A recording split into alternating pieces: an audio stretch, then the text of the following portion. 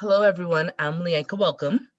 And I'm Kieron Prince, and this is GeoTrip, a podcast that explores the unexpected ways that geoscience underpins all of our lives. This is our maiden voyage where we'll introduce ourselves and talk about what's to come from this podcast and from us. And we hope that you'll come along on this journey with us. It's going to be a trip. You really are the king of puns, aren't you? But speaking of trips, how about we tell our audience a little bit about where we're from? Do you want to take us away, Kyron? Yeah, so I am from Trinidad and Tobago. It's the last island in the Caribbean archipelago before you hit South America. Fun fact that you didn't ask for, but I'm going to give to you anyway. I mean, we always appreciate fun facts, and I guess I could chime in at this point and say, I too am from Trinidad and Tobago, and my fun fact is that we only met each other a year ago in the U.S. So the Total Republic of Trinidad and Tobago is not as small as everyone thinks it is. And so I guess we could kind of think about like what influenced us. I mean, how do two Trinbagonians become geologists? And meet each other in the U.S. And when we say meet, we've only met virtually, right? Like we kind of started talking to each other on Twitter when we realized we were both geologists. So you just have to put our whole pandemic connection on blast like that. I know. But I guess where did I grow up? I grew up in the north end of Trinidad. So just like 10 minutes outside of the capital city of Port of Spain, in a lovely town called Barataria. That's so funny because I actually grew up in South Trinidad, so I guess we're the same but opposites. Is that what we're trying to say right now? Well, I was actually born in South Trinidad, San Fernando. That's Oh, where I was nice. born. I was born in Victoria Nursing Home. I went to school um at Savannah, a private school. Fast forward, let's go from there, get to university. I attended Midwestern State University in Texas and then the University of Arkansas in Fayetteville, Arkansas, and I'm currently at Colorado School of Mines. So that's actually a really succinct introduction of my educational background, and all through it all I have maintained that I am a geoscientist. So all my degrees are actually in geology or geoscience. It's only now as I'm pursuing my PhD I have a little bit of twist to what I am working on. Are you similar? Is everything geology related? How did you get here? I started working on my undergraduate degree in Trinidad and Tobago. I went to Costad, community college there, and finished my geology degree at Loma Linda University in California.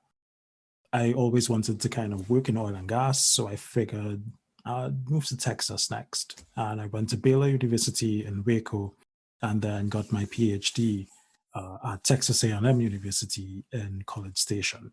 So it's all been geology. I've known for a long time that this is what I've wanted to do. So I guess we are similar in that sense.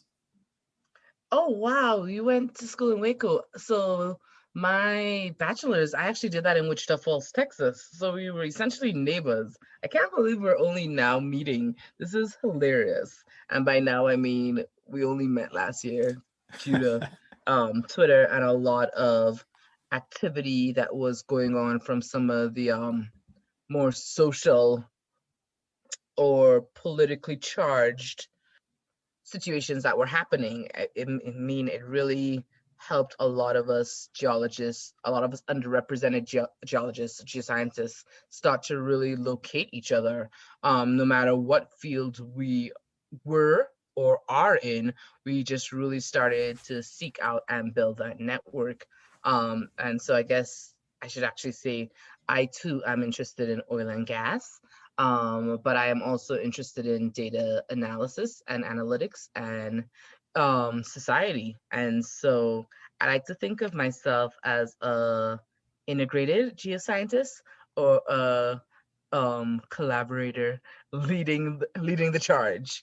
Um, can you tell me a little bit about what you do? Because I know you have your passion for oil and gas, but I know you've also had like a little bit of change in direction.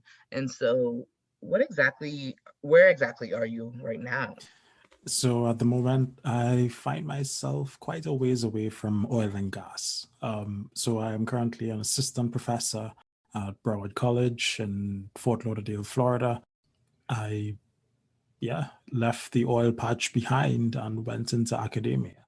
That's a very recent change for me, but kind of through my journey as a PhD student, I got introduced to teaching by being like a teaching assistant and teaching labs. And I realized that, I kind of liked it. It sounds so cliched, but those aha moments make it worth it. And I love kind of bringing people into geology, which is one of the reasons why, I think we clicked when we discussed kind of starting this podcast together. And I think that's one of the remarkable things about our field, right? No matter how many different geoscientists I talk to, or how they got their start, or where they got their start, we all seem to be a big proponent of the aha moment and sharing what we do, and enlightening people that, yeah, it's a little bit more than necessarily licking the rock. Geology or geosciences is such a major part of everyday life. The earth and systems is something that you want to think about even when you don't want to think about it. I think what's really interesting about our field, along with these aha moments and wanting to effectively communicate it to people who are not in the field, that's also been impacting the trend of where we're going, right? We find people like trying to use plain language to communicate. We find people trying to figure out how can we get people to experience the field who may not be able to access the field, whether it's, for financial reasons, location reasons, disability. So you find us now as geoscientists looking more into like VR, automation. And so it's kind of cool, these aha moments, how it brings us together, but how it also diversifies what we're working on, which I guess, thinking about that, understanding and appreciating the fact that you have strayed from the path you thought you were going down, but you love being in academia. If you had to do it all over, or if you got the opportunity to fulfill your dream job or role, what would it be? You asked me this question a year ago, and my answer would be different. But a year later, I guess hindsight is 2020 after all. I would put myself in the same position. I think being an educator is what I'm called to do. I think that's the simplest way to put it, actually. I really like the idea of making the geosciences as kind of approachable for everyone because it matters to everyone and for everyone. Like, we live on this planet, we depend on this planet for our livelihoods, for our survival. So, not understanding it is kind of detrimental to our own chances of, having fulfilling and enriched life. So for me, it's kind of a crusade almost. The crusade brings up bad memories. I don't know why that came to mind as the first example, but it's this mission that I feel like I have been entrusted with. That sounds really self-important. I just love kind of bringing people into an awareness of the world around them so that they can appreciate it and hopefully take better care of it. I mean, that's amazing, and we are along the same lines, or we really do align in that philosophy. So I think this is probably how we got here and why we got here. And I love the fact that you're able to say you are currently where you feel like you need to be, and that's what you're working towards. Because I mean, that really does shape what you're doing and what you put into the classroom, and also the research that you align yourself with, and the projects that you align yourself with. I mean, So I've been talking a lot and drowning you out, I feel like, so you rapid fire me if you want. I'm glad that you brought up research. So tell me, what kind of project are you working on right now? What kind of geologist are you? So I like to say that I am a sedimentologist, and I would still say I am a sedimentologist, but I would say that especially with the events of last year, the current events, and then just having a really open relationship with my advisor and being able to, have certain discussions, I like to think of myself more as a human geoscientist. So I am a sedimentologist who is investigating the impact of not only earth processes but our work on society. And so what's really cool is that if I had to simplify all of that, my research is focused on integrating geoscience, technology, and society. So I am using traditional and non-traditional field methods in order to interpret a specific area of interest. And because I'm doing that work, and because I'm studying these processes that occurred millions of years ago, or even though I'm studying these processes that occurred millions of years ago, one of the things that has always been of interest to me is who are the people that are impacted by these processes? What do these landforms being located where they are mean to a civilization? How has that shaped their development? And on a sub note, not in my research for publications at the moment, but on a sub note, I further think about how do we interact with these communities when we go into these regions as researchers? What is our trust level like? What is our value system like? What is our respect like? So I know it's a little bit of a mouthful, but pretty much what this has allowed me to do is to combine my love of sciences, geosciences specifically, but also my passion of people and anthropology and understanding why things are the way they are. It's so great to hear that you've kind of found that sweet spot where you're doing what you love and it's not all about the hard geology, well, soft rocks in this case, but that you get to integrate that human element. Yeah, and that was something that I really struggled with.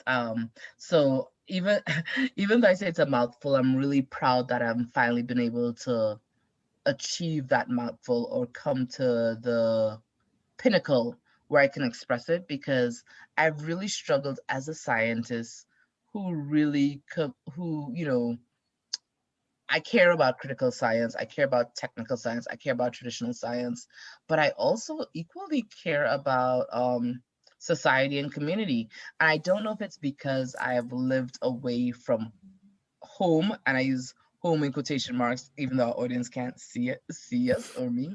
Um, I've been away from the Caribbean so long, but I find myself, very much aware and alert of the current events, socioeconomic, geopolitics, and so forth.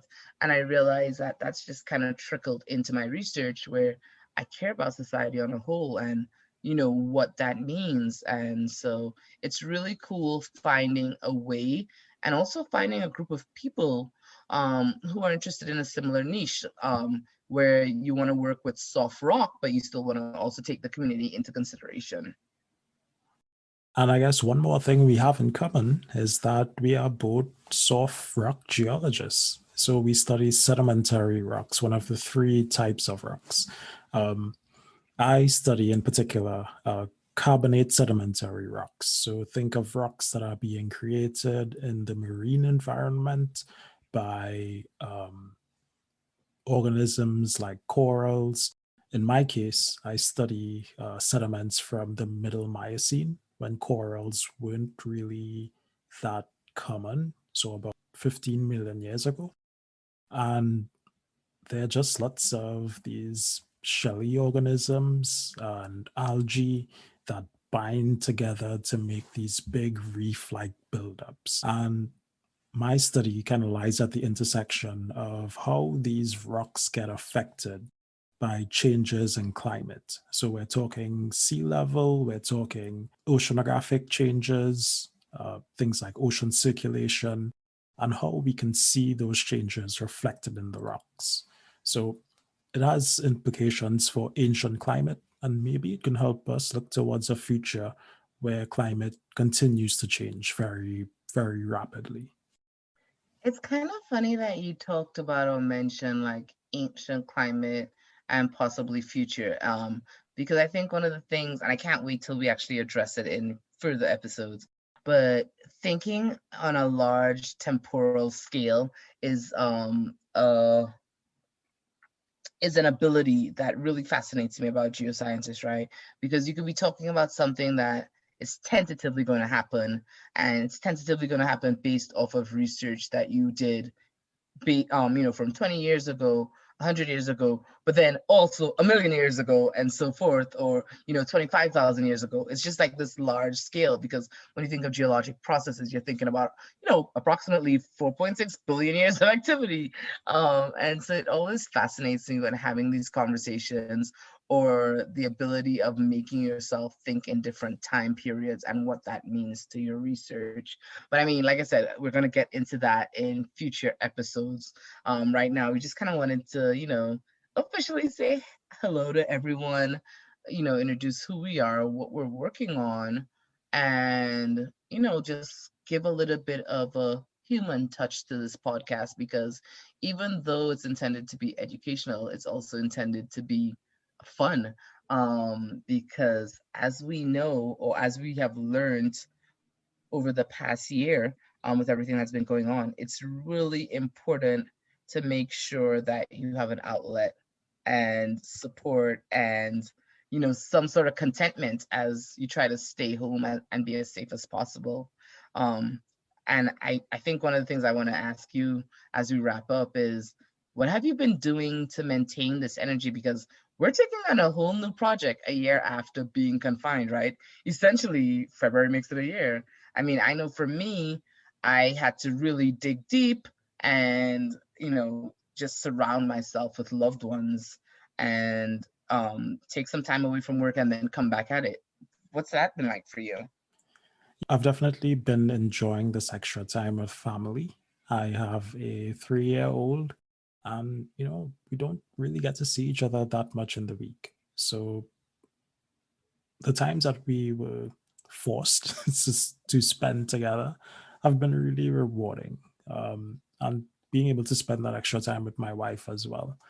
And, outside of daddy and husband time, it's just been, you know, taking in whatever Netflix has been dishing out, man. I have watched way too much TV during this pandemic, but it's not all bad. I do like watching TV. That's kind of one of my ways to just unwind and relax. So, I'll be sure to drop my gems of recommendations for good shows as we as we proceed to give you what you need. Oh, really? You really are just gonna try to slip that in there as your tagline? Come for the Um, geology, stay for the dad jokes. Jeez, I thought I liked puns, but you're clearly rocking it out this whole episode. I guess before we close up, totally throwing you for the loop. If I turned on your Netflix right now, what's in your recently watched menu? Yeah, so it's gonna be some Bridgerton in there. I'm not even gonna lie. I could blame it on my wife, but I've been watching a little of that too.